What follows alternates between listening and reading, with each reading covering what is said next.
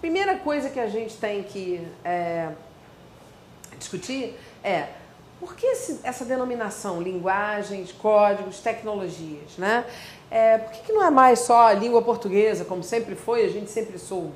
Na verdade, essa mudança traçou um caminho todo novo para o ensino e também para a cobrança dessa matéria nos vestibulares. E que caminho novo é esse? Em vez de você fazer aquela abordagem tradicional que tem texto, cobrança gramatical, interpretação de texto, já não é novidade, há muito tempo se tem isso, né?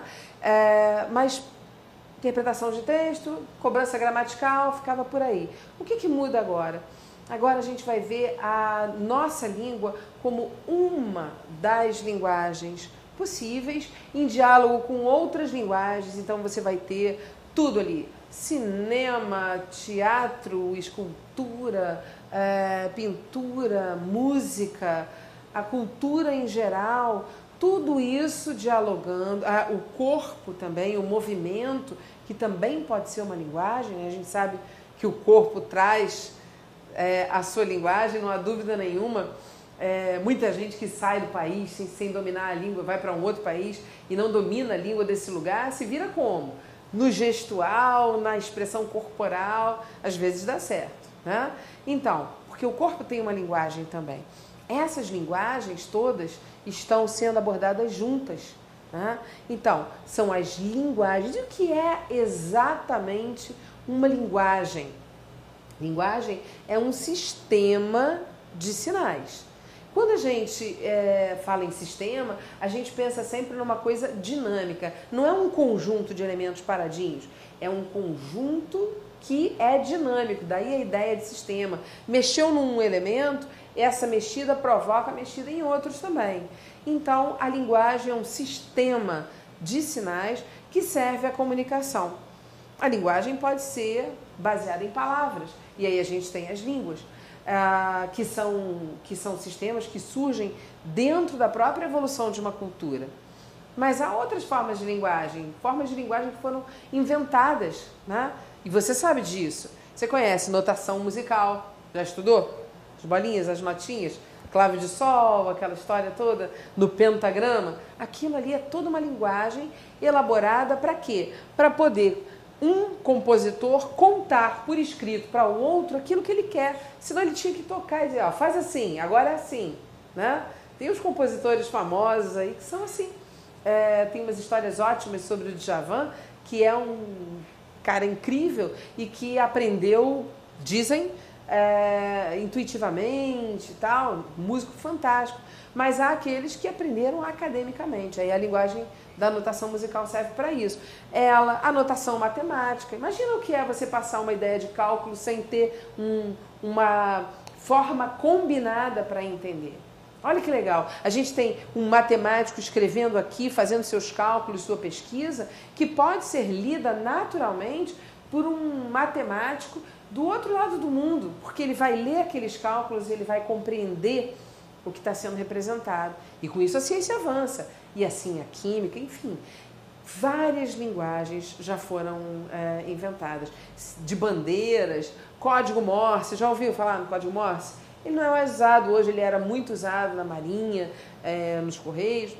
Não tem utilização para o código Morse hoje. Depois da internet, ele desapareceu, mas ficou nos filmes, aquele pipipi, pipi, pipi, pipi. É isso aí. Esse é o código Morse. Uma série de sinais mais curtos ou mais longos que eram representados basicamente por pontos ou traços e que combinados representavam as letras que formam a palavra.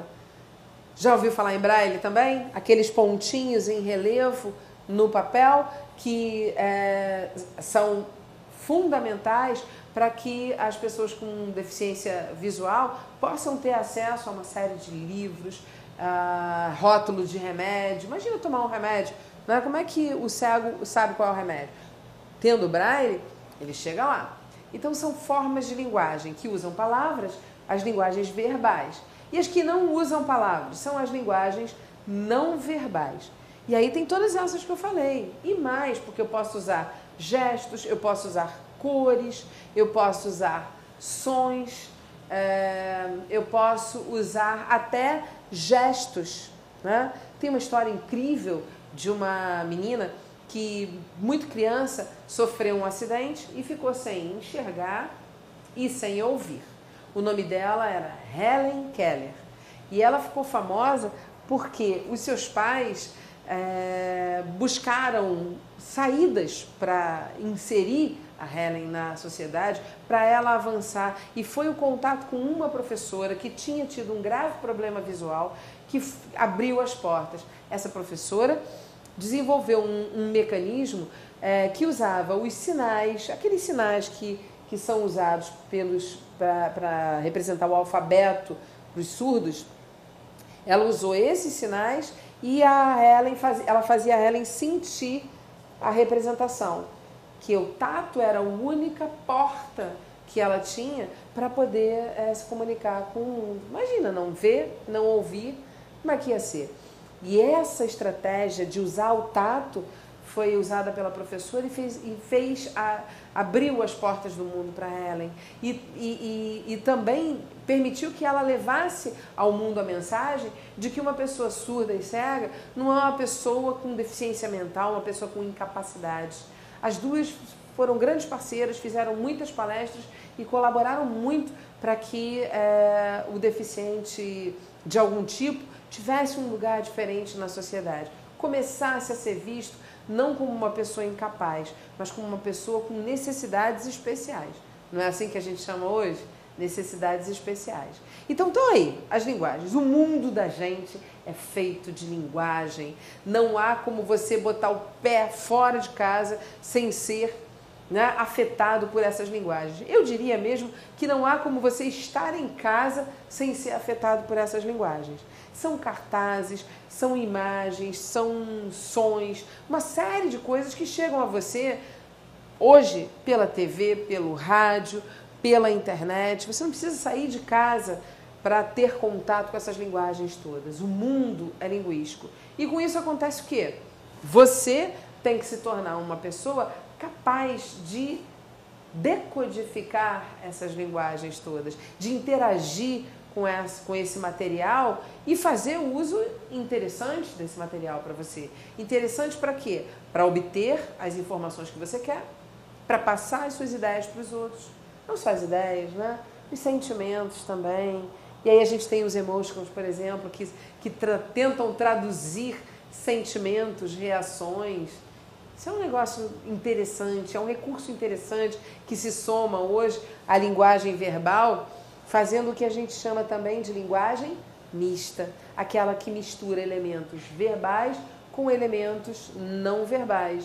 E aí, é claro que essa linguagem, ela tem uma característica de informalidade, né? A gente não usa esse recurso num documento, né? Você não vai receber depois do teu colégio um diploma com emoticon, nada disso. Você vai receber um documento formal. Mas na linguagem informal, a gente tem espaço para isso, né? E aí a gente entra nesse campo. A linguagem é criativa. Ela tem de ser aberta à criação. A mais aberta de todas a plasticidade é, na verdade, a língua. Por quê? Porque a língua ela evolui de acordo com a cultura. E a gente vai ver que se ela não acompanhar essa evolução, vai ficar bem complicado para ela continuar existindo. Mas as outras também nos servem o tempo todo de expressão dos nossos pensamentos, sentimentos, ideias, tudo isso aí, todas as nossas relações com as outras pessoas.